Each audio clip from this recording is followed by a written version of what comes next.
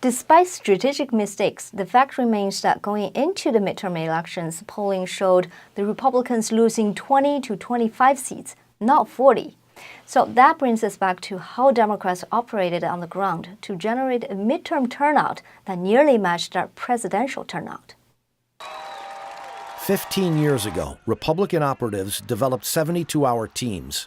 They were made up of specialized campaign staffers who would swoop into a campaign in the last 3 days before voters went to the polls.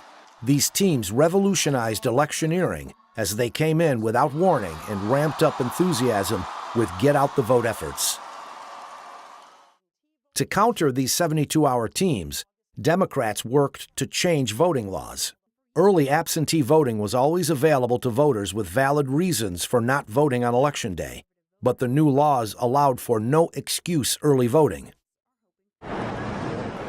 Early voting changed the dynamic. Instead of 72-hour teams, Democrats developed 30-day teams.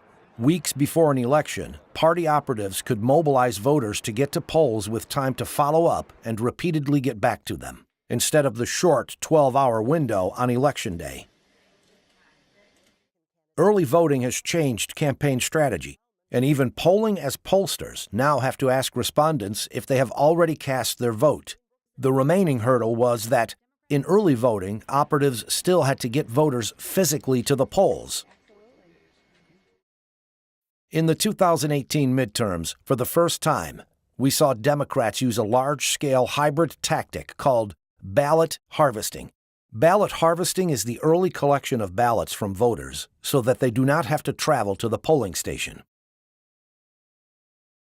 According to the California Secretary of State's office, during the last midterm election in 2014, California voters turned in 4.5 million absentee ballots.